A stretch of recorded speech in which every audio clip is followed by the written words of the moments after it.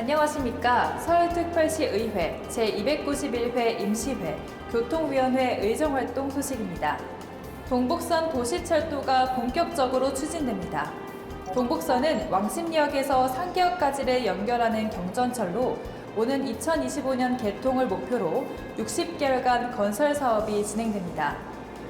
동북선 도시철도 추진이 강남북 지역의 불균형 해소와 함께 지역경제 활성화로 이어지기를 기대합니다. 제291회 서울특별시 의회 임시회 교통위원회의 의정활동 소식 지금부터 시작하겠습니다. 교통위원회가 2월 21일부터 3월 6일까지 15일간의 일정으로 열린 제291회 임시회에서 소관부서에 대한 각종 현안을 처리했습니다. 제291회 임시회 폐회 중이던 3월 23일에는 상임위원회를 열어 2020년도 제1회 추경안 처리를 위한 관련 예산을 심의하였습니다. 교통위원회는 소관부서와 각 실국별 신년 업무 보고와 함께 예산 전용 사항을 보고받고 각종 안건을 심의했습니다.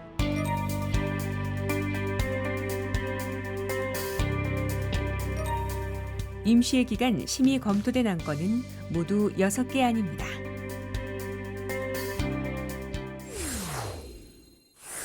운전면허증을 자진 반납한 고령의 운전자에 대한 재정 지원이 강화됩니다. 그동안은 예산의 한계로 재정 지원을 받는 운전자가 50%에 불과했던 건데요. 이 밖에도 어떤 논의가 이뤄졌는지 계속해서 교통위원회의 의정활동 소식 살펴보겠습니다. 교통위원회가 서울교통공사 승무원들의 하루 근무 시간 계산이 적절한지 의문을 제기했습니다. 교통위원회는 지난 2월 27일 열린 서울교통공사 정관 개정 보고에서 승무원들의 전동차 탑승 시간과 하루 근무 시간이 차이가 있다고 지적했습니다. 4.5시간이나 아닙니까? 그것은 전동차 안에서 탑승해 있는 시간만. 그럼 그게 일하는 시간이잖아요. 그러니까 하루에 4.5시간만 일하면 하루 출근한 걸로 인정이 되나요? 현재 서울 시내 전동차 승무원의 경우 일일 평균 근무 시간은 10시간 10분으로 그중 전동차를 운전하는 시간은 4.5시간 수준입니다. 전동차를 운행하기 위한 안전점검 및 대기시간 등도 모두 근무 시간에 포함이 되는데 이 부분을 지적한 겁니다. 교통위원회는 이것이 서울교통공사 승무원들의 과도한 초과 근무 수당과 관련이 있을 수 있음을 지적하며 관련해 다음 회기 때 엄중하게 따져 묻겠다고 밝혔습니다. 교통위원회가 대중교통에 대한 방역을 더 철저히 기해 줄 것을 주문했습니다. 교통위원회는 도시교통실의 현안 업무를 보고하는 자리에서 대중교통 차량과 시설에 대한 방역 상황을 점검하는 한편 지하철과 버스에 비치되는 방역 물품이 부족하지 않도록 만전을 기해 줄 것을 주문했습니다. 코로나19로 인해 소상공인들이 어려움을 겪고 있는 만큼 지하철 상가나 시설공단 상가 등에 대한 주차 단속을 유예해달라는 주문도 이어졌습니다. 코로나19 때문에 좀 굉장히 상가들이 장사가 안 되는데 점심시간 같은 경우 명절 때는 주차 단속을 좀 잠시 유예하고 있지 않습니까? 네. 이번 코로나 사태 동안에는 우리 상가만이라도 좀 될 수 있게끔 단속하는 것보다 한번 적극적으로 고민해 주셨으면 고맙겠습니다. 이상입니다.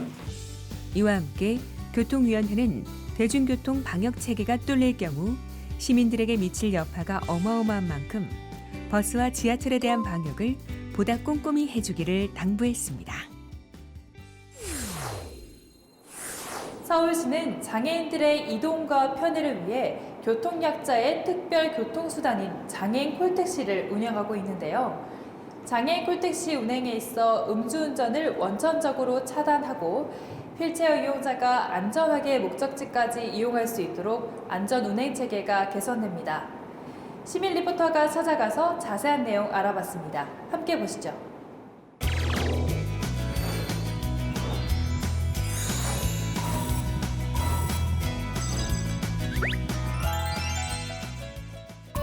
지금 저는 교통약자인 장애인들의 발이 되어주는 장애인 콜택시 차고지에 나와 있습니다. 교통약자인 장애인들이 안심하고 장애인 콜택시를 이용할 수 있도록 이번에 조례안이 개정되었다고 하는데요. 제가 지금부터 쉽게 하나하나 소개해드리겠습니다. 서울시는 중증 장애인들의 이동 편의를 제공하고 사회 참여를 확대하기 위해 2002년 12월 장애인 콜택시 발대식을 갖고 2003년부터 지금까지 운행하고 있습니다. 서울시는 특장 차량 485대, 다인승 버스 1대, 개인 택시 55대 등 총 541대의 장애인 콜택시를 운영하고 있는데요. 서울시 장애인 콜택시를 운영하고 있는 서울시설공단은 차량 20대 이상의 대형 차고지 4개소에 음주 측정기 4대를 설치하여 운영하고 있는데요. 효과 분석을 통해 앞으로 더 확대해 나갈 계획입니다. 서울시의회는 현재 상시적으로 음주 측정 시스템을 통해 체크하고 있지만 점검을 의무화하는 규정이 없으므로 법제화를 통해 안전운행 체계를 갖출 필요가 있다고 판단. 서울특별시 교통약자의 이동 편의 증진에 관한 조례 일부 개정 조례안을 가결했습니다.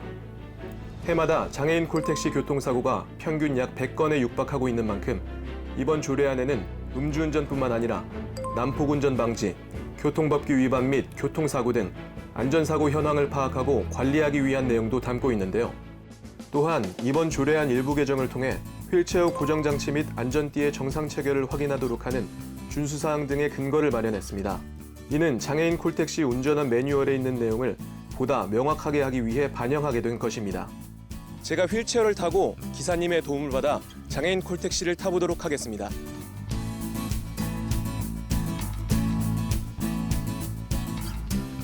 장애인 콜택시 운전자의 도움을 받아 차에 올랐습니다.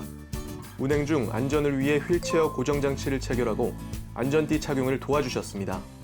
네, 어디 불편하신 데는 없으시죠? 네, 괜찮습니다. 아, 네. 불편하신 거 있으면 말씀해 주세요. 네, 알겠습니다. 운행 중간중간 괜찮은지 확인까지 하는 모습이었는데요. 네, 제가 직접 이 장애인 콜택시를 이용해 봤습니다.